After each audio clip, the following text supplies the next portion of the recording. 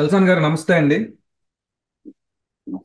Sir, మీడియాలో అప్పుడప్పుడు మంచి బ్లాస్టింగ్ న్యూస్లు వస్తూ ఉంటాయి. అంటే నిప్పులేందే పొగరాదని కూడా అంటూ ఉంటారు కదా. అటువంటి ఒక బ్లాస్టింగ్ న్యూస్ రవిప్రకాష్ గారు ఈ మధ్య ఇచ్చారు. బీఆర్ఎస్ ని బీజేపీలోకి విలీనం చేస్తున్నారు. ఢిల్లీ ఎన్నికల తర్వాత ఈ ప్రక్రియ జరుగుతుంది. కవితకి బెయిల్ కూడా వస్తుంది ఆ టైంలో అని చెప్పి ఒక న్యూస్ వచ్చింది. ఇది విన్నాక నాకు అనిపించింది ఏంటంటే, నా స్థాయిలో ఆ, బహుశా కేసీఆర్ గారు కూడా ఎలక్ రాజకీయాల నుంచి ఒక హానరబుల్ ఎగ్జిట్ కోరుకుంటున్నారు. ఆయన ఎలాగో అసెంబ్లీకి వెళ్ళట్లేదు, ఇటువంటివన్నీ చూస్తున్నాం కదా. వారు ఏమన్నా ఒక గవర్నర్ బీజేపీలోకి మర్జి చేసి ఏదో రాష్ట్రం గవర్నర్గా వెళ్ళి రాజకీయాల నుంచి ఒక హానరబుల్ ఎగ్జిట్ లాగా కూడా ఉంటుంది. తర్వాత తరం వాళ్ళని జాతీయ పార్టీ చూసుకుంటుంది అనేటువంటి ఒక ప్లాన్ ఏమో నాకు కూడా అనిపిస్తుంది. మీరు ఎన్నో పార్టీలు చూశారు, పుట్టుక చూశారు, వాటిని అంతరించడం చూశారు, మధ్యలు చూశారు, ఎన్నో దశాబ్దాల నుంచి చూస్తున్నారు. మీరు చెప్పండి సార్, మీ ఒపీనియన్ ఏంటి? అసలు ఈ మొత్తం వ్యవహారాన్ని ఎలా చూస్తున్నారు? అందరికి నమస్కారం. జయప్రకాష్ గారు చెప్పిన చాలా వార్తలు నిజం అవుతూ ఉన్నాయి. దీంట్లో కూడా నిప్పులేని పొగరాలు అన్నట్టు డెఫినెట్ గా దీంట్లో వార్తలో సబ్స్టాన్స్ ఉంది కాబట్టి చెప్పుంటారండి. కానీ ఇది ఒక ఆప్షన్ అని భావిస్తున్నాను నేను. ఎందుకంటే చాలా మంది తెలుసో తెలీదో 2014 తర్వాత కేటీఆర్ గారు ఎప్పుడు ఆత్మకథ రాసినప్పుడు కూడా రాసి ఉండొచ్చు ఇది.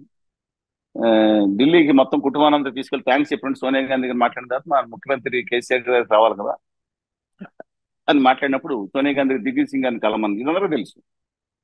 దిగ్విజయ్ సింగ్ గారు కలమన్నప్పుడు దిగ్విజయ్ సింగ్ గారు సరే మరి आप कतार में है कृपया प्रतीक्षा कीजिए అన్నారంట. అదే మన ఫోన్లో వస్తుంది కదా, మీరు క్యూలో ఉన్నారు దయచేసి వేచి ఉండండి అని చెప్పారంట. మాకు ఆల్రెడీ ఐదుగురు కన్ఫర్మ్ చీఫ్ మినిస్టర్లు, ఆరుగురు ఆర్ఏసీ చీఫ్ మినిస్టర్లు, ఇద్దరు వెయిటింగ్ చీఫ్ మినిస్టర్లు ఉన్నారు. మీరు కూడా బ్యాచ్ ఉండంటే అని వచ్చిన తర్వాత ఆయన బయటకు వచ్చిన తర్వాత మనం సొంతంగా పోటీ చేద్దాం అంటే కేటీఆర్ గారు అంటే వాళ్ళు సన్నిహితులు చెప్పిందండి. మనం కష్టం అవుతున్నాం నాన్న, ఒకసారి పడిపోతే మిగతా రెండు పార్టీలు గట్టిగా ఉంటాయి, ఇబ్బంది అవుతుందంటే లేదు లేదు డైరెక్ట్గా వెళ్ళిపోదాం, ఆ తాడుపేట తేల్చుకుందాం, కావాలంటే ఐదుగురు లాక్కున్నా నేను చేస్తామని ధైర్యంగా నిర్ణయం తీసుకుంది కేసీఆర్ గారు.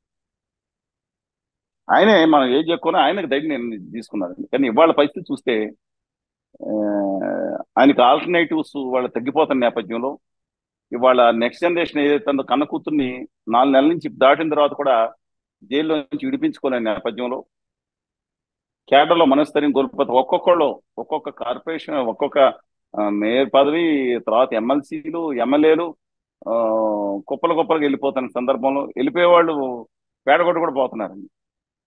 తన పార్టీ నిలిపోవడం కోసం డెఫినెట్ గా తన క్యాడర్ నిలిపోవడం కోసం తన అని ఒకటి దానికి అవసరం లేదు. ఆయన క్యాడర్ నిలుపుకోవడానికి వెళ్ళాల్సిన పని లేదు. తన కుటుంబాన్ని తన మీద వచ్చిన ఆరోపణలు ఈ భారీ ఎత్తున వదలండి. ఎందుకంటే ఉత్తర భారతీయ జనతా పార్టీ ఏదేమైనా ఆ పార్టీలో కనపడని నాలుగో సింహం ఎవరు తెలుసా మీకు? సంతోష్ గారు. Such a trouble shooter. ఆయన చాలా మంది కేసీఆర్ గారికి అనుకోలేదు, తన కూతురు మీద కేసు పెట్టారు కాబట్టి ఆ, సంతోష్ గారిని టార్గెట్ చేస్తే ఆ లైన్లోకి వస్తారనుకున్నారు.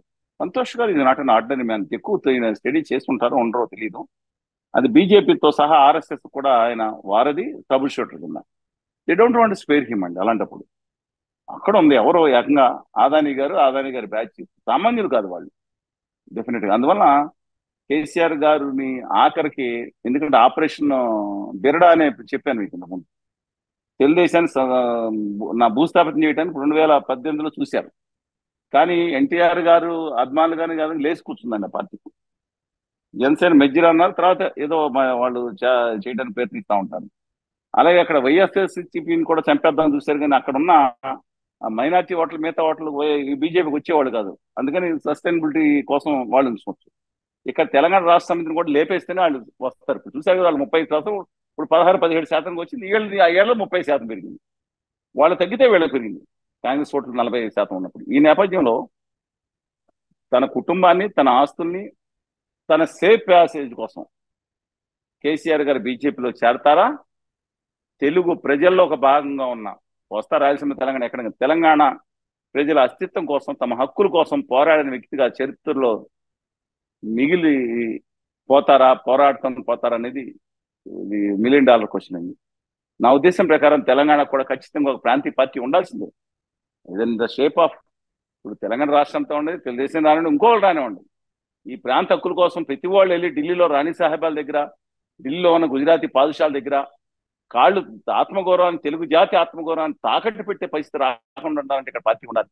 డిఎంకే లాంటి పార్టీలు ఉండాలి. ఇద్దరిని జయలలిత గారిని ఏం చేశారా, శశికళ గారిని ఏం చేశారా, ఇవన్నీ తర్వాత ఏదో రోజు వస్తాయండి బయటికి. ఆఖరికి ఆవిడ మెజ్జర్ గొప్పకపోతే ఎలా జైల్లో పెట్టేశారు. రెండు ఫ్యాక్షన్స్ ని పూచిక పొరలు ఆడిచ్చినట్టు ఆడిస్తే కడుపు రగులిపోయిన రెండు ఫ్యాక్షన్స్ ఎవరు, అది తమిళవాడి ఆత్మ గౌరవం. డిఎంకేకి ఎలాగో లొంగలేదు.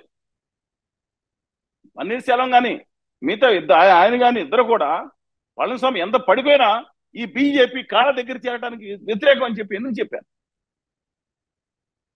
అబ్సల్యూట్ గా చెప్తున్నాను నేను. అలాంటి ఆత్మగౌరవం ఉన్న పార్టీలు అక్కడ ఉన్నాయి. తెలంగాణలో కూడా అవసరం. ఇవాళ కేసీఆర్ గారు నాకు కేసీఆర్ మీద కోపం ఉంది. ఎందుకంటే నన్నే అన్నాను కదా, ఒక తెలుగు వాళ్ళలో ఒక భాగాన్ని, ఒక ఆంధ్రుల్ని జాతి పరంగా వేరు చేసి మాట్లాడారు, దారుణంగా దూషించారు. జోష్కు నేను ఆయనతో మాట్లాడినప్పుడు టీవీలోనే మిగతా చోట్ల చూడండి, నేను అలా ఉద్దేశం కాదు, జోష్గా కోసం తెచ్చాను, నాకు ఉద్దేశం లేదని కూడా మాతో చెప్పారు. తర్వాత రెండుసార్లు మాట్లాడాను చర్చలో పాల్గొన్నప్పుడు. కానీ పాలన వచ్చిన తర్వాత 5% స్టే ఇన్సిడెంట్స్ జరిగిందని 90% ఎక్కడా కూడా ఇబ్బంది లేకుండా చూసింది కూడా మర్చిపోకూడదు మనం. అందువల్ల ఈ నేపథ్యంలో డెఫినెట్ గా ఆ పార్టీ ముందర భారత రాష్ట్ర సమితిని తప్పించుకుని తెలంగాణ రాష్ట్ర సమితిగా పునరుద్యమం పొందితేనే తెలంగాణ ప్రాంతంలో ఉన్న ప్రజల హక్కులకి, స్థానిక హక్కులకి, ఆత్మగౌరవానికి అలమ్మం దొరుకుతుంది. వాళ్ళు మార్చుకోవాలి. కుటుంబ పార్టీ కింద మార్చారు, ఆయన ఫ్యామిలీ ట్రస్ట్ కింద మార్చారు. కానీ దాంట్లో హరీష్ రావు గారు మన కుటుంబ సభ్యులంతా దూరం పెట్టాలని చెప్పి ప్రజలు, నా ప్రజానాయకుడి కింద హరీష్ రావు గారు తీర్చిదిద్దపడ్డారు. ఒక అడ్మినిస్ట్రేటర్ కింద ఆయనకు సమయం దొరక కొంచెం అటు ఇటు వీళ్ళు ఉంటారు. కానీ ఎవరు మన కేటీఆర్ గారు ఒక అడ్మినిస్ట్రేటర్ కింద ఆయన కొన్నిట్లో ఫెయిల్ ఉండొచ్చు, మిగతాట్లో ప్రూవ్ చేసుకున్నారు. ఎక్కడి నుంచి ఎక్కడ తీసుకెళ్లారండి ఐటీని? అధికారంలోకి వచ్చినప్పుడు 50,000 కోట్లు పైబడి ఉంటుంది. 2,70,000 కోట్ల రూపాయలకి ఇప్పుడు 3 లక్షల కోట్లను ఇస్తున్నారు. దాటిపోవచ్చు. తీసుకెళ్లిన దాంట్లో ఒక డెఫినెట్ గా ఆ రోజు పునాదేశిన వాళ్ళ పాత్రతో ఎలా ఉందో, చంద్రబాబు నాయుడు గారి పాత్ర ఎలా ఉందో, దాని తర్వాత రాజశేఖర గారు కొంత తీసుకెళ్లారు. తర్వాత తీసుకెళ్లిన మిగతా వీళ్ళే కదా.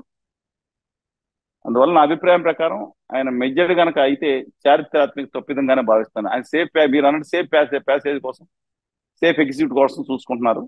కానీ తెలంగాణ ప్రజల హక్కులని, ఆత్మగౌరవాన్ని ఢిల్లీ పాఠశాలకు తాగడ పెట్టినట్టు నా అభిప్రాయం. రైట్, చూద్దాం సార్ మరి ఏమవుతుందో. కాలమే ఇది రూమరా లేదా ఇది నిజం అనేది కాలమే నిర్ణయిస్తుంది. ధన్యవాదాలు సార్.